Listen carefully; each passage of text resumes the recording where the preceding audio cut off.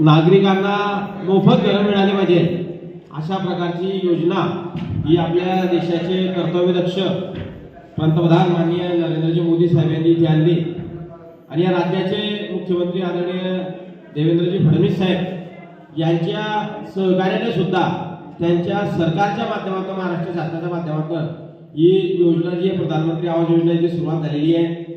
आदरणीय उपमुख्यमंत्री एकनाथरावजी शिंदे साहेब आहे, अजितदादा पवार आहे, या साऱ्याचं उद्घाटन झालं असं मी नगरपालिकेच्या वतीने ते जाहीर करतो।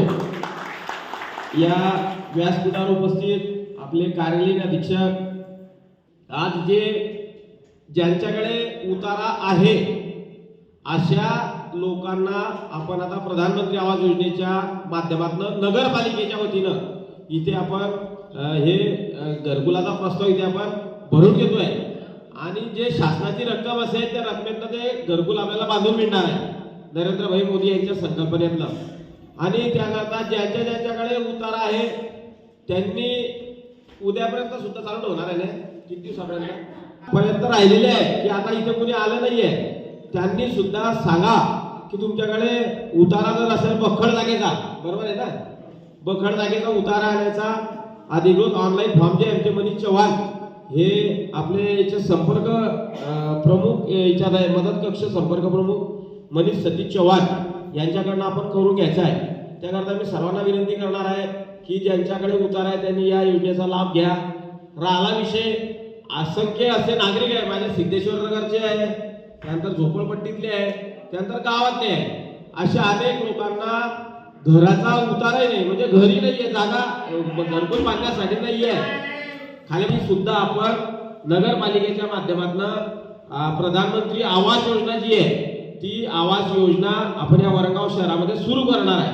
म्हणजे जे हुडकोचे घरं म्हटले जातात की अपार्टमेंट सिस्टीमनं की काही जे आहे ते शासन भरेल, काही हिस्सा नगरपालिका भरेल, काही हिस्सा जो आता नगरपालिका ठरवेल नागरिकांचा तो हिस्सा तिच्यामध्ये इन्क्लूड केला जाईल। अशा प्रकारचं आपण ज्याला स्वतःची जागाही नाही अशा लोकांना सुद्धा आपण घरकुल या वरणगाव शहरामध्ये देण्याचा आमचा मानस आहे, संकल्प आहे आणि ते घर आम्ही दिल्याशिवाय शांत बसणार नाहीये। कारण की आम्ही वरणगावकरांना आश्वासन दिलं, आश्वस्त केलंय की ज्यांच्याकडे जागा नाही, सातबाऱ्याचा उतारा नाही अशांना सुद्धा आपण एक केंद्र सरकारकडे प्रधानमंत्री नरेंद्र मोदी साहेब यांच्याकडे जाऊन एक मोठे अपार्टमेंट सिस्टीम राहते, त्या अपार्टमेंट मध्ये घरं राहतात 1 2 3 4 मजल्यावर, ते असे अपार्टमेंट सिस्टीमचे घरं सुद्धा या वरणगाव शहरात आपण तातडीनं हा प्रस्ताव केंद्र सरकारकडे पाठवून आपण मंजूर करणार आहे।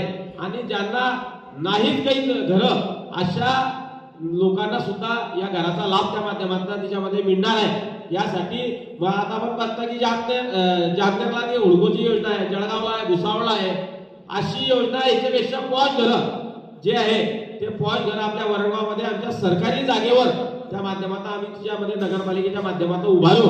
त्यासाठी नागरिकांच्या सहकार्याची अपेक्षा आहे की आहे, करसांना सहकार्य, कारण की एवढी साधी गोष्ट नाहीये। आज आपण एका घरकुलाला किती पैसे करतो? 2.5 लाख, अजून काही टप्पा 2.5 लाख रुपये आपल्या प्रधानमंत्री आवास योजनेतून भेटतात।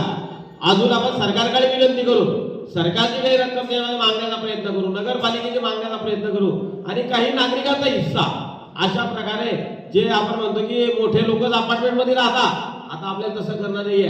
आमच्या वरणगाव शहरातला गरीब माणूस सुद्धा अपार्टमेंट मध्ये राहील।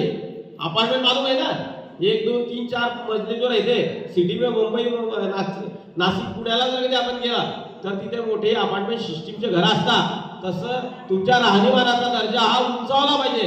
आपल्या वरणगावात गेल्या येणाऱ्या या 2 वर्षाच्या असा कोणताही नागरिक राहणार नाही 2.5 वर्षाच्या की ज्याला हक्काची घरं नसतात। अशी आपण सर्वांना हक्काची घरं नगरपालिकेच्या माध्यमातून हिच्यामध्ये मिळवून देण्यासाठी प्रयत्न करू। जे सिद्धेश्वर नगर जे आहे ते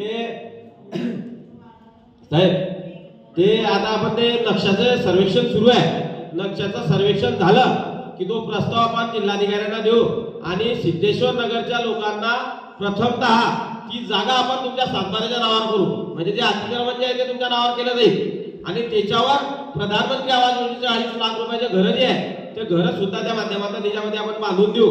हा सुद्धा सिद्धेश्वर नगर वासियांना कुठेही बेघर करणार नाही, सर्वांना हक्काचे घर मिळतील. मग भिल्ल समाजाचे बांधव असतील सर्व, बौद्ध समाज असेल, हिंदू जे असतील, कोळी भोई धनगर जे असतील, वडर कंपनी या सर्वांना, तिथे मुस्लिम समाजाच्या माता भगिनींना सुद्धा आपण या घराचा लाभ जो आहे तो तिच्यामध्ये देऊ. त्याकरता येणाऱ्या या 2-2.5 वर्षाच्या आपल्याला सर्वांना हक्काचा निवारा, या वरणगाव शहरात असा कोणी व्यवहारच राहिला तर आता गावामध्ये सर्वांना हक्काचा निवारा त्या माध्यमातून देण्याचा प्रयत्न करू. एवढीच विनंती मी तुम्हाला सर्वांना करतो.